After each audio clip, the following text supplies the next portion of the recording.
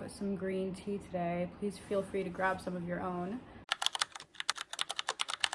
Hi, I'm Tatiana. I post reading content, school content, fitness content. I do see that I have some new subscribers here, so welcome, and feel free to subscribe if you haven't, if you want to see anything related to any of those little topics. Today, as promised, I'll be giving my thoughts on Jen Begin's Big Swiss. I have my copy here that I borrowed from the library.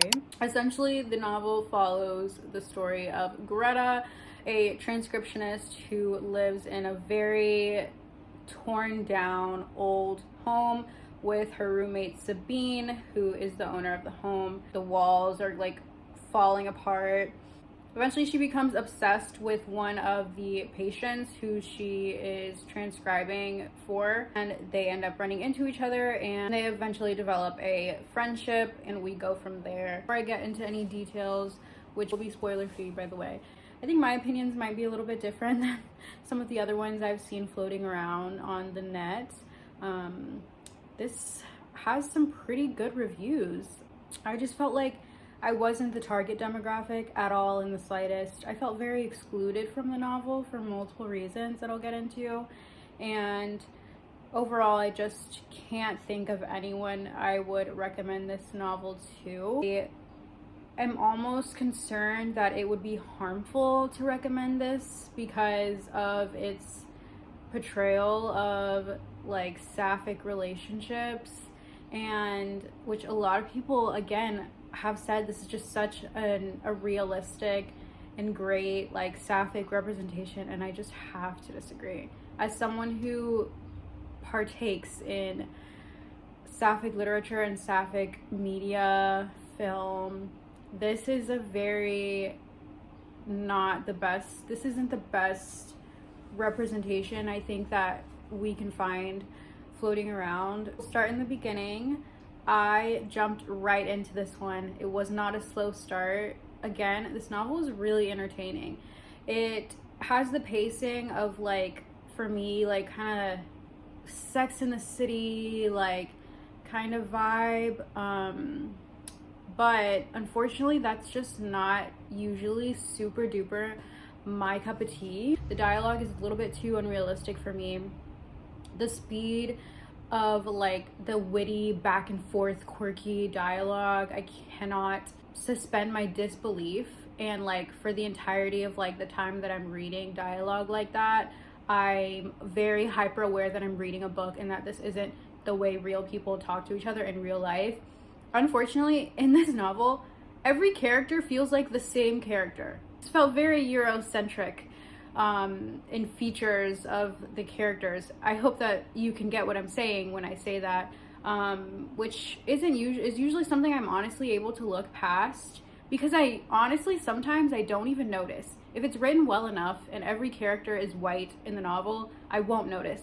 If it's not written in a way, if it's written in a way that it's very blatant and almost seems purposeful, I'm uncomfortable and I feel so excluded, and I feel like I shouldn't be reading this. I feel like I know I'm not the audience. Not only were all the characters similar in that regard, but they all also were just quirky and witty and sarcastic, and it just, there wasn't enough differentiation between the characters' personalities. Even Big Swiss herself was supposed to be this like stark, like bold character, like very straightforward. Or even reading her dialogue sometimes, I felt like it was just Greta, like another version of Greta. And so it made it really hard to care about any of the characters and about any of their development. 2025 for me is my litfic year, and I'm really getting into literary fiction, and I'm really loving it so far. And I'm loving the fact that, you know, we're focusing on these characters and plot and character development, but I don't know that these characters developed. And I said in my last review, I was talking about how we're really just worried about, you know, where the character is from point A to point B, just following their journey and see. And this just like wasn't a journey. It was just this attempt at making a quirky, weird girl novel. And as a very weird girl myself, I can tell when it's inauthentic and I don't like it. Throwing in random little like crazy things, instances that are just like unrealistic and make this main character like she's just dirty. She's dirty and gross, and it's supposed and like selfish, and it's supposed to make her seem like realistic. And usually I can get past that. My Year of Rest and Relaxation, like the main character wasn't the most likable person in the world, that's for certain. Greta, on the other hand, it's not that she's even just unlikable, it's almost unpalatable. It's very tasteless. And I've said time and time again, when I'm reading something and it comes to like violence, gore, any type of like crudeness, crassness, I can look past it if it's tasteful.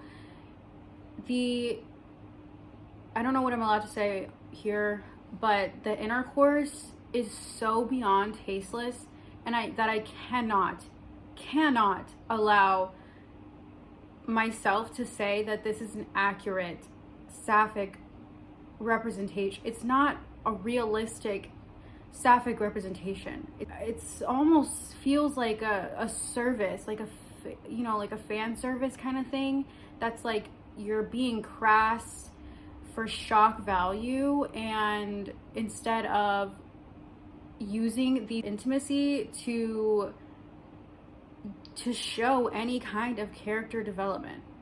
It's just putting these like scenes in there to use these like this terminology that it just is very obviously for shock value. There's so many different like side plots that I don't for the life of me know what the metaphor, the symbolism of them is. I don't know what's the purpose of these donkeys. I don't know what's the purpose of the bees. I don't know what's the purpose of the maggots. And I'm sure if I sat and did further analysis, I could figure some of these things out. But it just feels gimmicky. It feels so gimmicky. And it's not funny. And I think that, like I said, to a certain audience, it probably is very funny. And I did do a little smirk at some of the scenes, some of the dialogue I thought was a little silly. For example,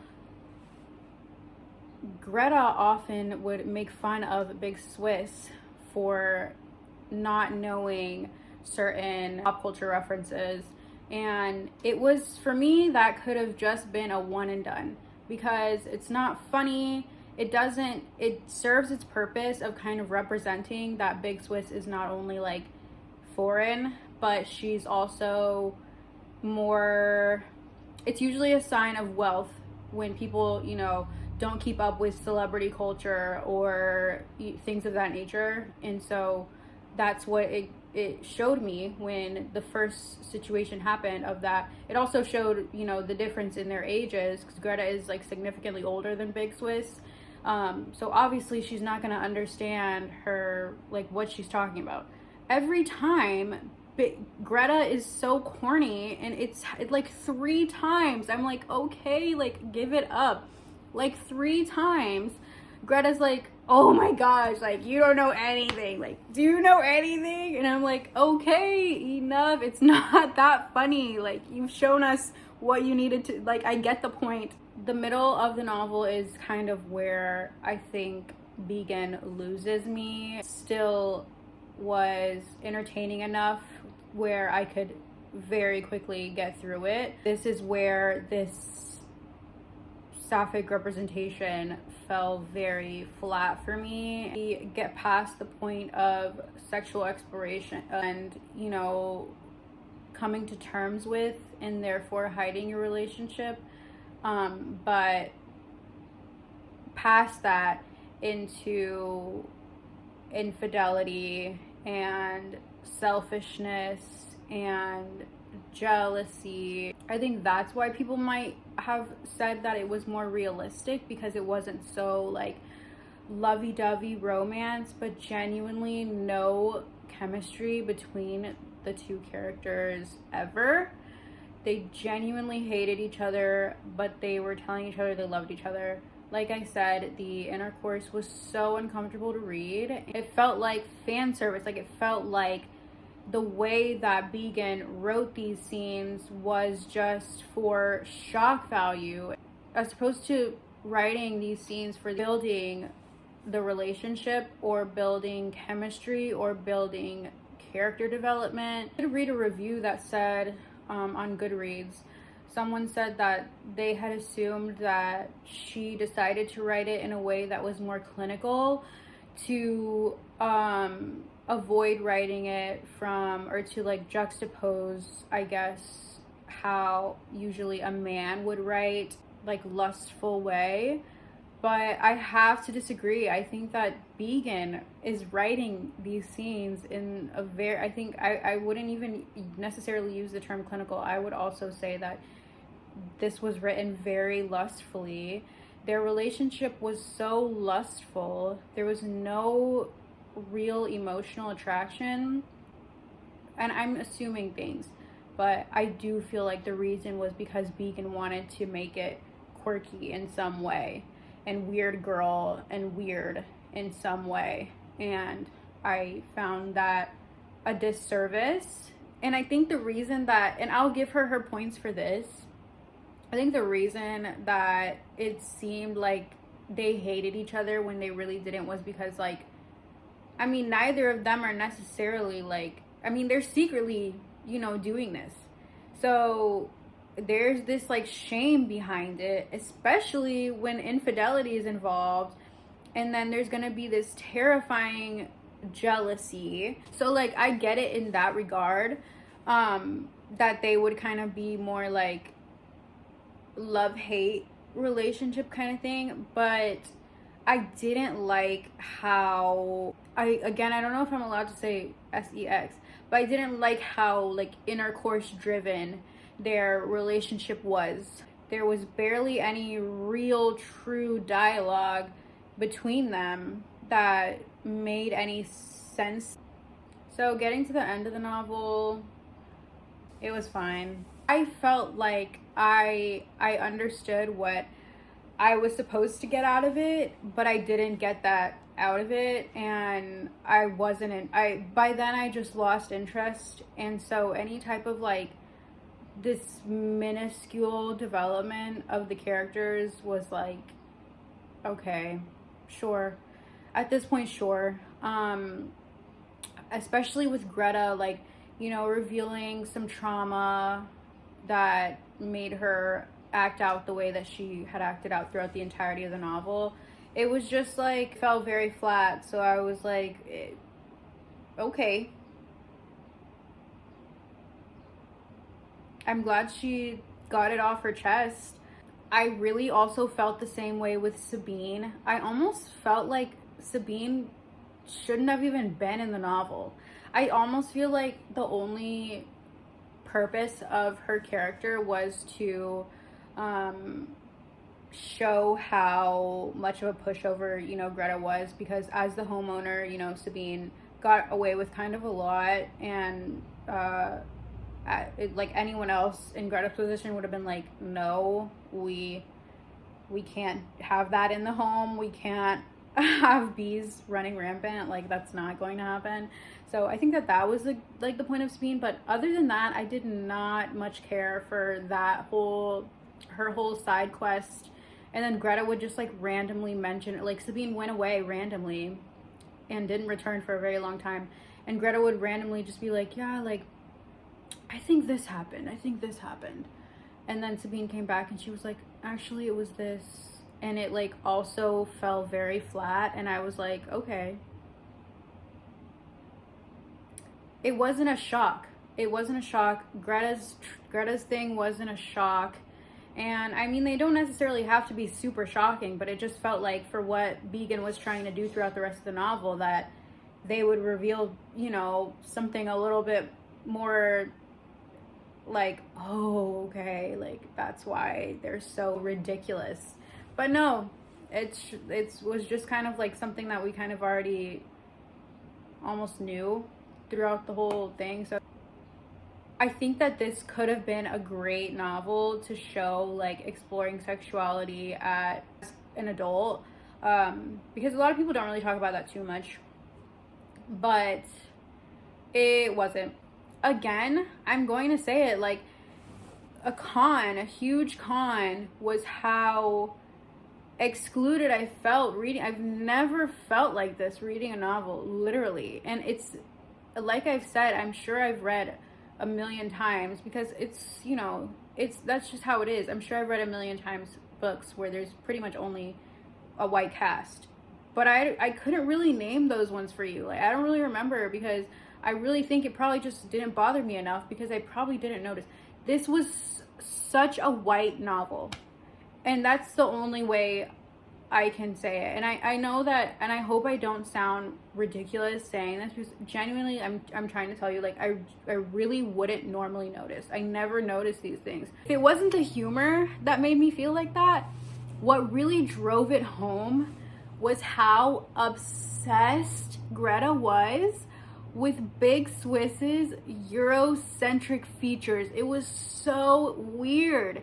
And that honestly felt like the basis for her obsession with her. It was like, it was maybe first things first was like how stern and like bold and whatever Big Swiss was. Which in my opinion, she wasn't that much. I didn't think it was that like uncharacteristic. She was uncharacteristically like super like strict and like, oh my gosh, she's so different. Like, I didn't feel like she was written that way. I felt like she was written in a way that we were supposed to believe that she was, because the author was telling us that she turns heads everywhere she goes and blah blah blah. I'm like, what about her? It's her aura, like this about her. And what she's talking about are those Eurocentric features. She would just like list them. Even if that is what you're attracted to say you're so obsessed with her and these like particular features, it's just definitely strange. Like, I could be thinking so far into it, but I don't think I am. Like, I feel like somebody has to agree with me that this was like a little weird. Like, I have not read something like that before. So anyway, let me know what you thought. Glad I read it, and yeah, please, I do really want to talk about this one. If you guys can let me know if you've read it and tell me what you thought, and tell me what you agree and disagree with me about, then that's totally fine, because I'm pretty like willing to sway my opinion a little bit, just because, like I said, it was really entertaining. I think just more than anything, I did, you know, some things I just kind of like scoffed at, because I don't think it was very like quirky, weird girl. I just thought it was kind of more like a very like one of those TV shows like Sex in the City. Like it just reminded me of like something like that, like just like these random things are just like happening just to like keep your attention. Chat with me. And I'm sorry if this was like your favorite book of 2024. Thank you guys so much for watching, and I will see you in my next video.